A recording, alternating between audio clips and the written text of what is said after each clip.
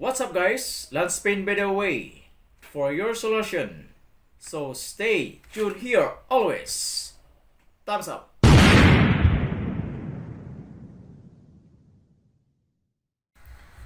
Ngayon guys, sa video tutorial ko on how to make an animated subscribe button for your YouTube videos. Pero, may pero po. Pero, bago po natin masolusyonan para magkaroon po tayo ng animated subscribe button para sa ating YouTube videos, make sure na mag-subscribe at pindutin ang bell notification para lagi kang updated sa mga new videos upload.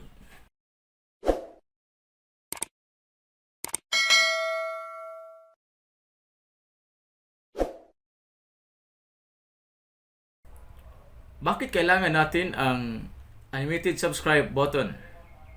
Para ma-click ang ating mga viewers, or in other words, tinatawag ito na call to action para dumami ang ating mga subscribers. Hindi na patagalin guys, solusyonan na natin, lalo na sa ibang nangailangan kagaya ko dati. Tayo na guys, panoorin natin.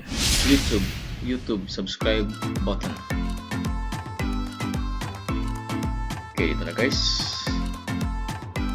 So yung pangalan niya ay Capwing. So dito yung subscribe button template guys. Ito yung example. So i-click natin. Okay, so automatic siya guys na nag-move yung cursor niya, subscribe din sa bell icon. Ito yung picture guys. So ngayon ay i-open natin yung make it. So guys, make it para malagyan natin na picture, yung picture mo mismo. Okay, ito na. So nakita mo yung replace to subscribe, yung bell icon, bell notification. So i-click mo yung replace para ma-upload mo yung picture mo.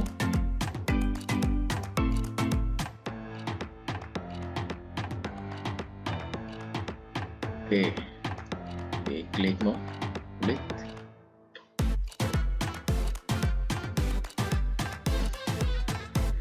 Okay, dito guys maghanap ka ng picture mo, kung aling picture mo na i-upload, yung pinakamaganda. Ito yung sa akin guys. Ito. Okay, then i-open mo. Okay, ito na guys. So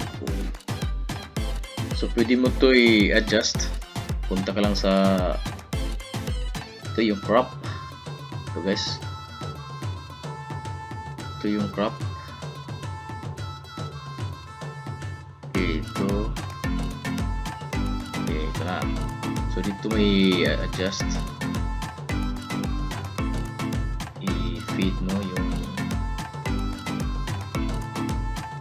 picture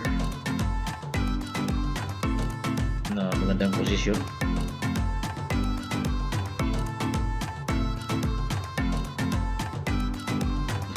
Kita mo. So ngayon guys, pagkatapos mo na crop or na reposition yung picture mo, so i-click mo yung done cropping. Okay, ito na. Ito mo i-adjust.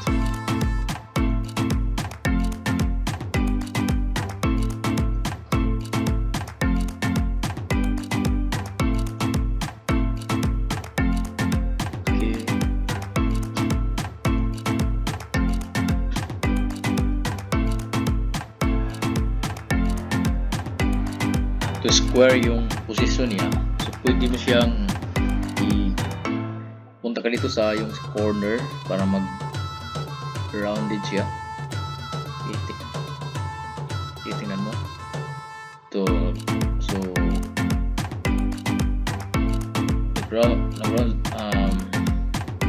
nag-circle siya, circular direction. yung zoom kung gusto palakihin. Pwede palitin o palakihin. Ito i-adjust mo yung zoom. Ito yung circle.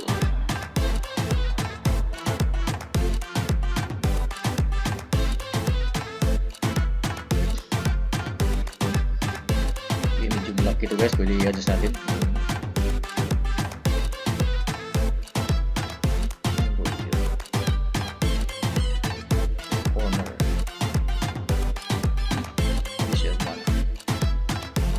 Okay, ito. I-adjust mo ito.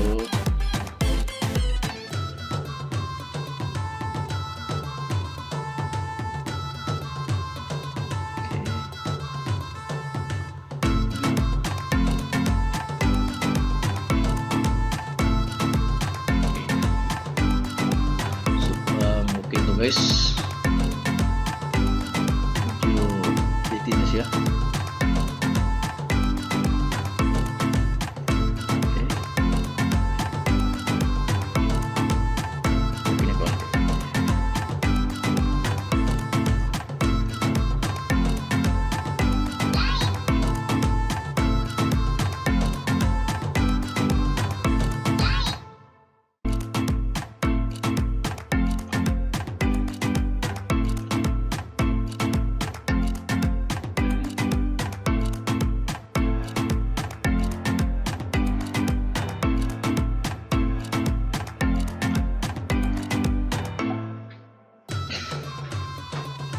Okay guys, so pwede na to. Pagkatapos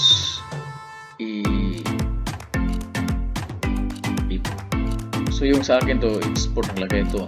Yung ibang computer may nakalagay na publish, so export or publish pareho rin.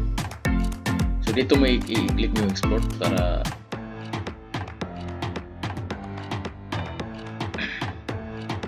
so to your watermark free content is being exported. So paminsan guys, pag hindi ko kayo naka sign up, so may watermark siya. Yung gaya ko dati may watermark, so ipakita ko sa inyo guys.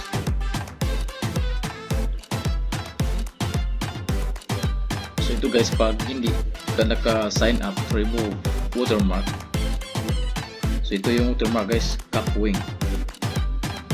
Naka built-in siya. So dapat mag-sign up ka para ma-remove yung caption na yung watermark, ay yung cap wing. Oh my God! So ito na guys. Wow! I-apply natin guys yung ginawa na nating customize animated subscribe button. So yung ginamit ko na video editor, Camtasia. Okay, puntahan natin, i-upload natin yung ginawa natin kanina. So ito yung intro ko, yung video. So ito yung kukunin ko. So next yung subscribe button template. Lapit ko na guys. Punta ko sa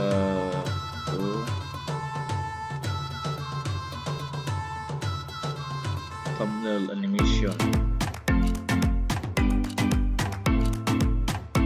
Okay, dito na guys. Subscribe. Okay.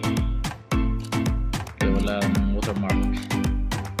So ngayon guys, dito yung intro ko. Yung dito ilagay natin sa video sa huli ang intro ko. Okay, buksan natin kung nag-work ba.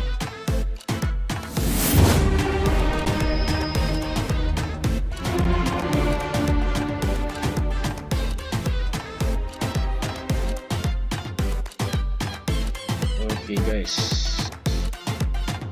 so i-adjust natin to.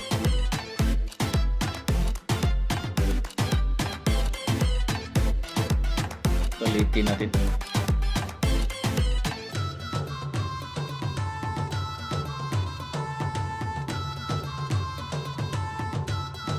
okay na to. I-play natin ulit.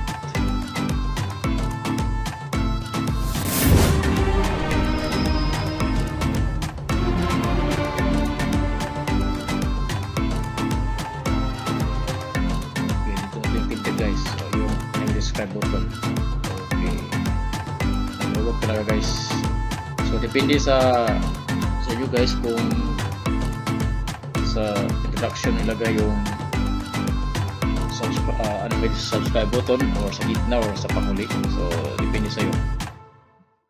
So, nag-work talaga guys yung ginawa natin. Okay, again. Ulitin natin.